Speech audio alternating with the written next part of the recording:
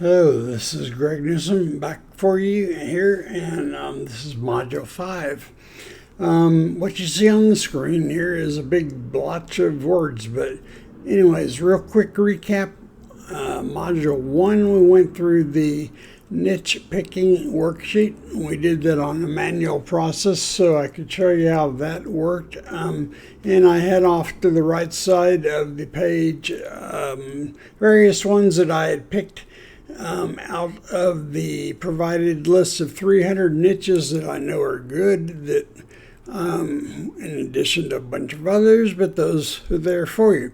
I matched that up actually with what this will be provided to you also, and it is roughly around 600 suppliers, and I call it a supplier directory, okay? And so what you can see across the bottom here, I've sort of sectioned it off. Let me go off to all the way to the side, make sure. The topic areas that I divided this to were exercise and fitness, gifts and toys, this may be, say, if you have a second or third store, sometimes it's good to have something like that where, say, it's more a seasonal product, so Christmas, Easter, whatever, Thanksgiving, summertime, grills, that type of thing. You may find that that's the type of thing you want to add on to a different second, third, fourth store where you anticipate things. Black Friday, that's where you end up having at a store like that.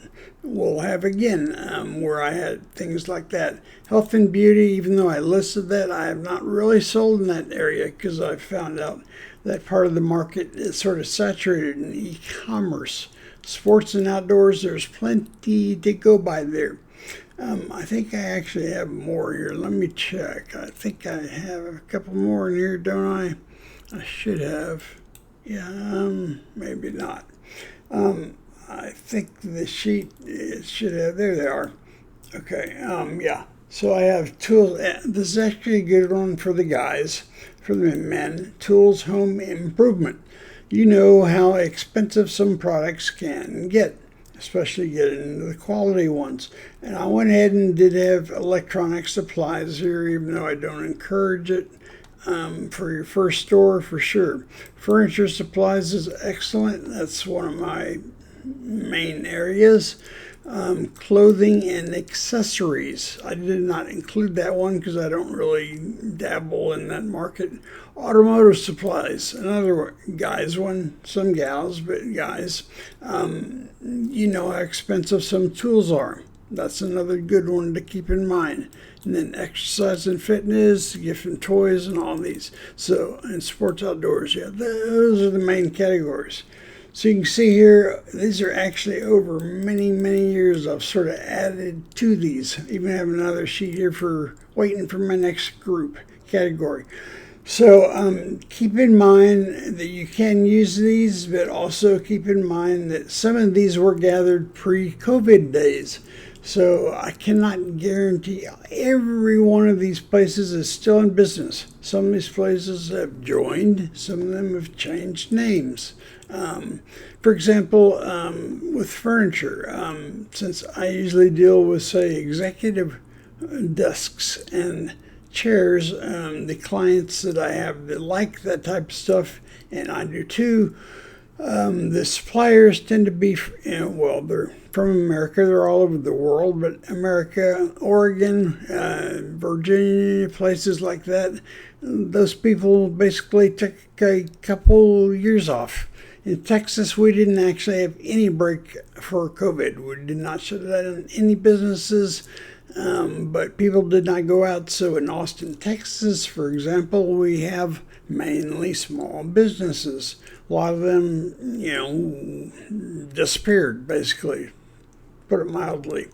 So unfortunately, that's the case. So I can't guarantee all of these are on here, but the ones that I had matched up in my niche picking worksheet I showed you, these are the ones I've sold for.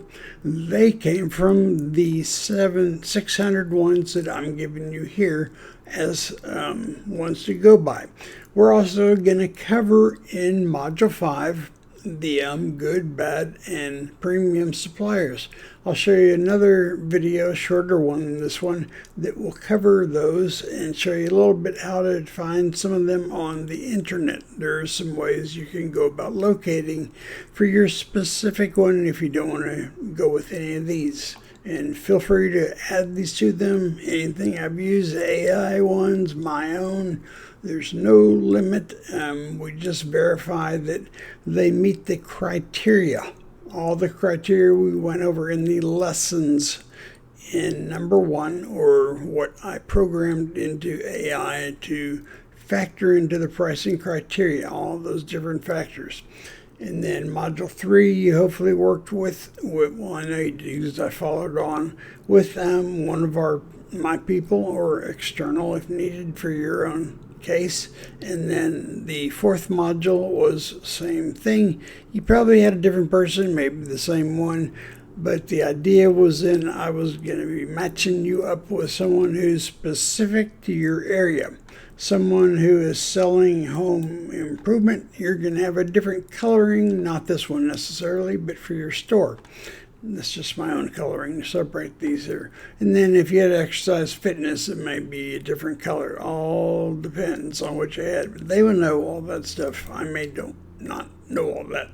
Anyways, this will be available for you. The other thing I wanted to mention for module 5 here is that with the suppliers, over time I've developed, say, my own questioning to them. But that's based on hundreds of interactions with sellers. So I kind of know what they are looking for, so I know what to ask them.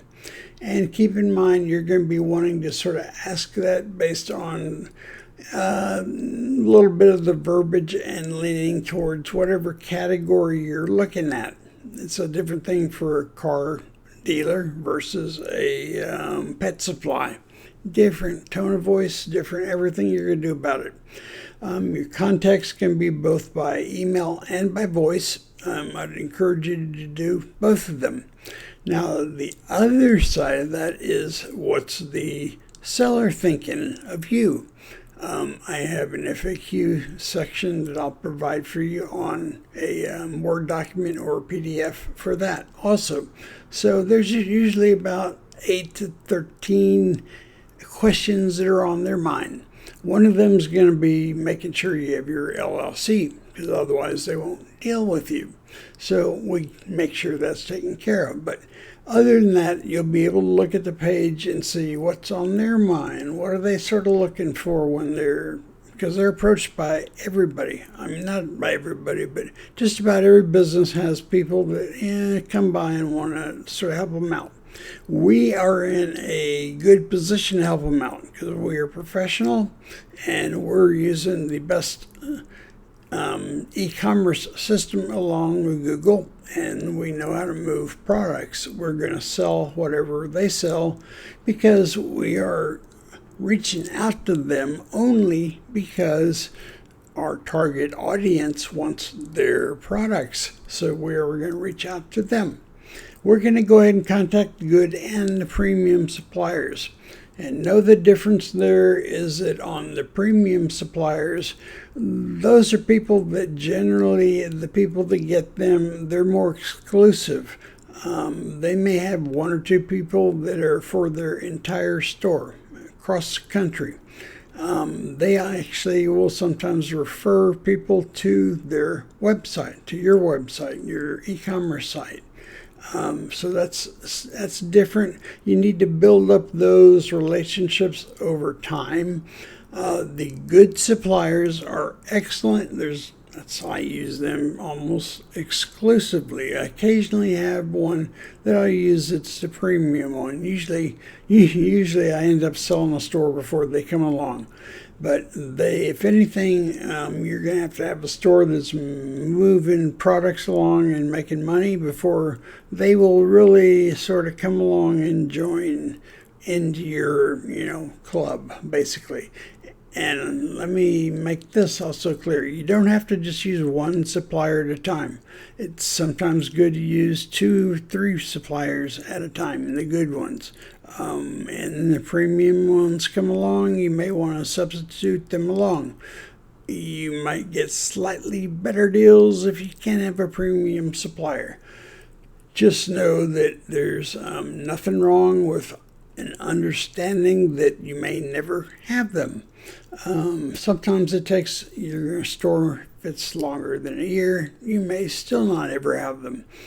So keep that in mind. It's nothing against you, but it's good to factor into your time management skills about, say, 2 to 3 hours a week where you're just cruising the internet and sort of stacking up this type of list where, you're not just using my list here, but you're adding your own categories and your own sort of contacts. These here are not personal notes here that I'm showing you off to the right here in this big block. If you can see it, hopefully. It's 4K on my screen, 2K on Thinkific. But anyways, these are basically from the About Us and so forth like that. I'll jot down all, what they are about. So I just filled those in when I was going along. And then my own personal notes that I keep separate than from what I'm sharing with y'all here. But keep in mind, though, that I'm sharing this with you here, and we're going to go over how you find them yourself if you need to find them. And then the last the last module, if you will, is going to be Module 6, and that's going to be going over the Merchant Center and the Google Trends. That one is a major importance to your overall business.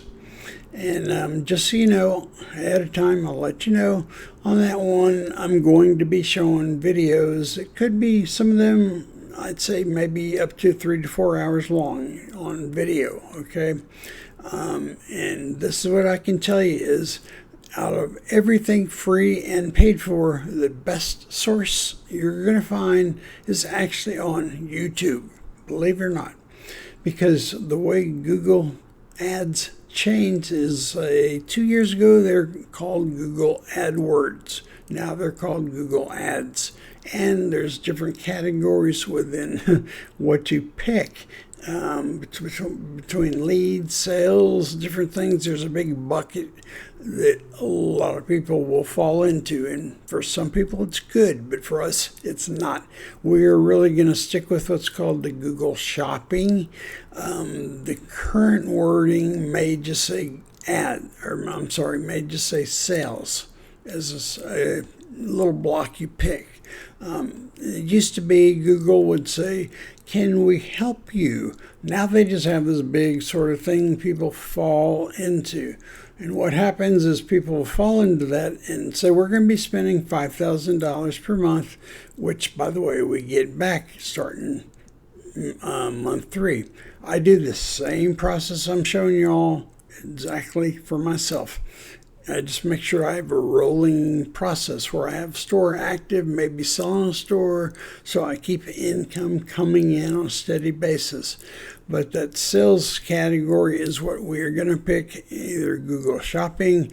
But what you will find on YouTube is, if I go searching on there, I'll look for the most current version, because I'll know these are people that are reviewing. I'll check them out, of course. I review lots of them. Constantly. I still do all the time. Now that I've done it for years, I still review them because Google will change the settings all the time. The interface. Sort of like when some products do an update, they will just change things around, but nothing really changes. That's kind of the way Google Ads is. So we're going to make sure that we are spending our $5,000 into ad spend starting month 3, and you're going to be what's an online retail seller, and you're going to be called what they call a Google PLA account. There are people in that same grouping that are spending for your product $100,000 a month. And we're spending $5,000 a month, and I can guarantee you we're doing better because we're laser targeting from the beginning to remarketing exactly what we want. And maybe that's why I know how to make money and some people don't out of this. But I'm passing on to y'all what works and what doesn't work. So I'm passing on only what does work. Focus on that. And again, I welcome your comments, feedback, and all this stuff, discussion. Just know that what I'm presenting to you is really a very refined process that over years I've been able to do. And so I'm able to hit those 15 to 20,000 per store, having 4 stores at a time per month. That's net true income.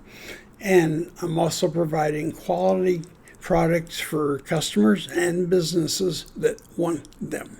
I listed that category of wealthy. You're probably not going to hit that too much unless you have some really high-end, specialized autographed pictures, baseballs, whatever, luggage, that type of stuff. So your main target's going to be businesses. Is going to be the upper income, middle income, and also some businesses, but probably more upper middle income. So anyways, this sheet will be provided to you along with the other information I'm talking about as far as the letters, the scripts. You won't be reading where it's obvious you're reading from a script. You just memorize. It's not too long. You'll get the idea once you see them. They should be there in your portal or whatever you want to call it, your membership area from my site. And that's somewhat dripped down. I hope not too much by Thinkific, because I'm providing all of it from the time this course starts as go. So anyways, that's it for now, and I will talk to you soon. All right, thanks. Bye.